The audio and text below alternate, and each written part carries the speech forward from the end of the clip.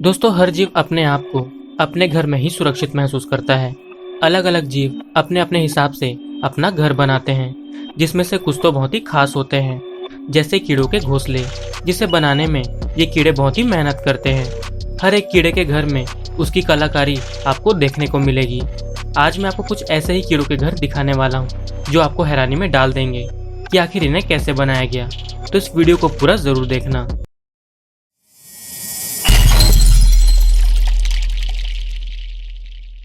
Weaver एंट। दोस्तों, इन्हें बुनकर चींटी भी कहा जाता है। ये चींटियां अपना घोंसला पेड़ के पत्तों में बनाती हैं। अपने घोंसले को बनाने के लिए इन चींटियों को पत्तों को आपस में जोड़ना होता है। अगर कोई पत्ता थोड़ा दूर हो तो ये चींटियां एक दूसरे को पकड़कर एक चेन बनाती है, और जब ये पत्ते को पास ला लेती है तो उसे जोड़ने के लिए अपने मुंह से निकलने वाले लार का इस्तेमाल करती है, जो कि सूखने के बाद एक सफ़ेद रेशम बन जाता है। और जैसे जैसे ये चींटियां पत्तियां जोड़ती चली जाती हैं, वैसे वैसे इनका घोंसला बनता चला जाता है, और पूरी तरह से बनने के बाद ये एक फुटबॉल की तरह दिखाई देता है, जिसमें हजारों की तादाद में ये चींटियां रहती है। Eastern tent caterpillar moth. दोस्तों, इसका नाम इसके घोंसले के आधार पर रखा गया है, जो इस कैटरपिलर का निर्माण करती है।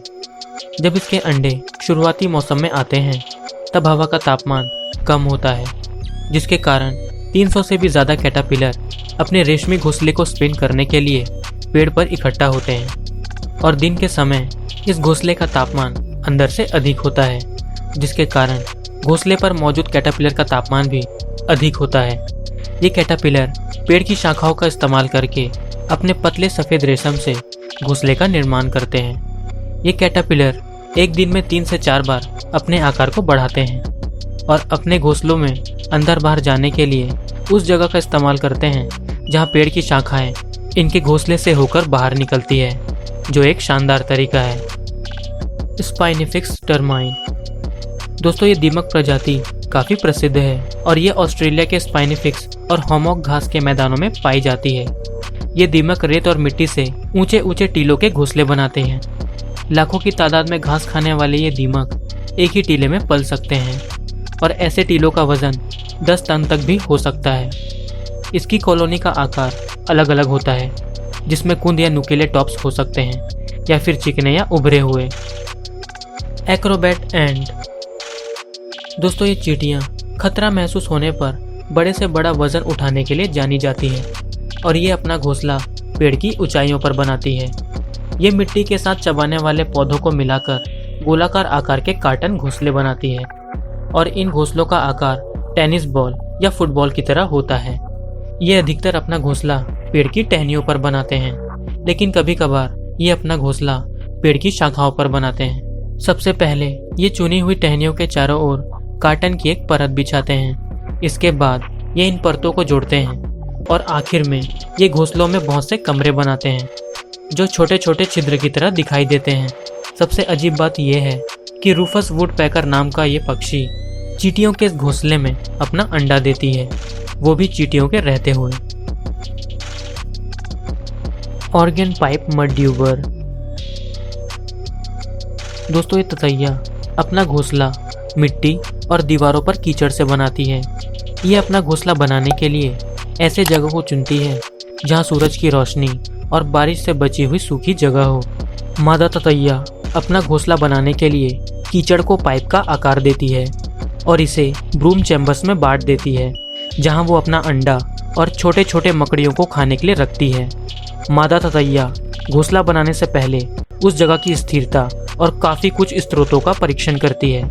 जब वो पूरी तरह से संतुष्ट हो जाती है, तो वो अपने जबड़ों से कीचड़ को छानना शुरू करती है, और फिर उसे अपने सामने के पैरों से गुजारते हुए घोंसले का निर्माण करती है, जिसके बाद कीचड़ के हर भार के साथ वो बीच में शुरू होने वाली एक पट्टी बनाती है, जो सतह को पूरा करने के लिए नीचे की ओर जाती है।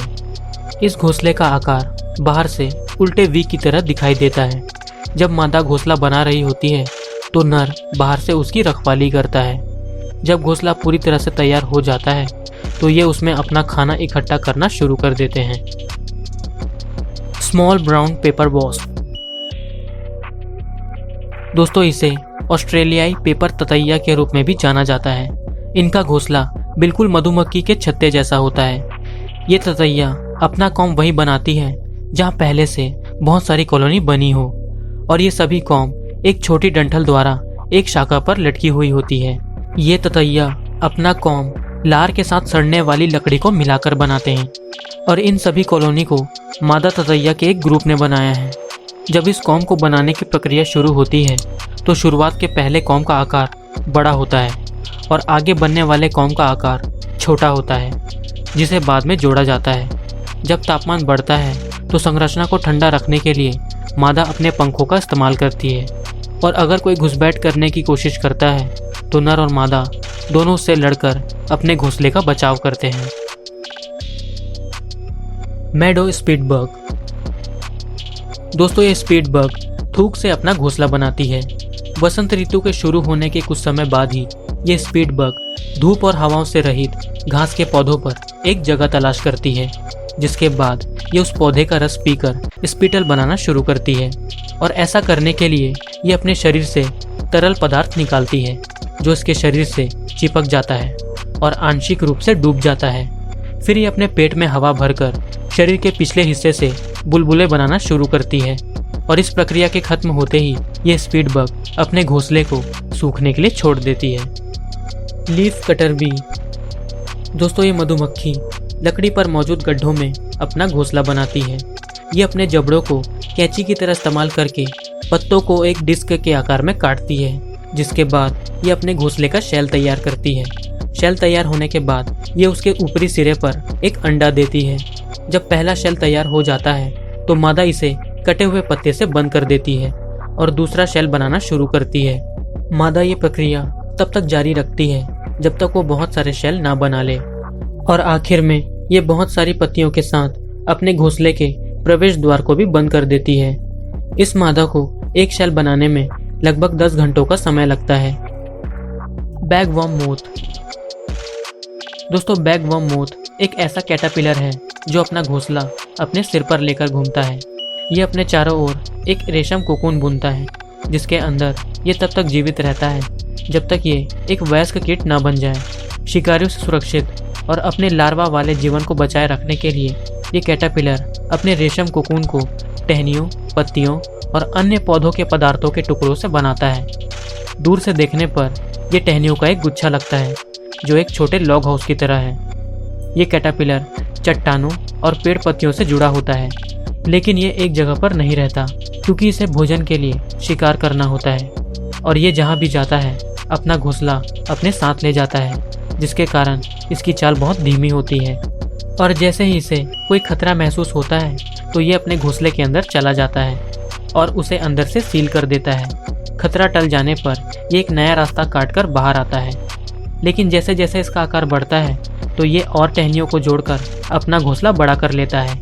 आपको बता दूं कि अपने इस हुनर के कारण ये अपने शिकारियों को भी धोखा देने में कामयाब हो जाता है। Picket fence cocoon. दोस्तों, पिकेट फेंस कोकून को पहली बार दक्षिणी पेरू के अमेज़न वाले वर्षा वन में एक अभियान के दौरान शोधकर्ताओं ने देखा था, जो एक रहस्यमय कोकून की तरह लग रहा है, क्योंकि इससे पहले जिस कोकून को जीव वैज्ञानिकों ने देखा था ये उससे बिल्कुल अलग है। ये एक अनदेखा और नई प्रजाति की तरह लग रहा है। इस कोकून के बीचों बीच एक पोल होता है जो कि चारों ओर से एक बाड़ से घिरा होता है, और इस बाड़ में तारों के रूप में कोकून लगे होते हैं, और इसके बीचों बीच जो पोल होता है वो भी एक तंबू की तरह बाड़ से जुड़ा होता है। पोल के ठीक नीचे एक गोलाकार आकृति होती है जो दूध के एक बूंद की तरह होती है, और ये सब देखकर शोधकर्ताओं ने अनुमान लगाया कि इसके अंदर जो भी जीव है उसने ये सब शिकारी से बचने के लिए किया है। और कुछ देर बाद उन्होंने इसके अंदर से एक मकड़ी को बाहर निकलते देखा, जो सच में चौंकाने वाला था, क्योंकि मकड़ियों का घर तो जाल होता है। और इसके बाद शोधकर्ताओं ने उस मकड़ी को पोल पर चढ़कर उसे बाड़ से जोड़ते हुए देखा। कोई सोच भी नहीं सकता था कि मकड़ियाँ भी इतना शानदार घर बना सकती है। वैसे आपको ये घर कैसा लगा, कमेंट में ज़रूर बताना। तो दोस्तों उम्मीद करता हूँ कि आपको ये वीडियो पसंद आई होगी। अगर आपको वीडियो अच्छी लगी तो इस वीडियो को लाइक, शेयर और चैनल को सब्सक्राइब कर दीजिए। और इसी तरह की वीडियो देखने के लिए स्क्रीन पर आ रही वीडियोस या फिर डिस्क्रिप्शन में दिए गए लिंक को चेक कीजिए। मिलते हैं अगली वीडियो में, तब तक के लिए बाय।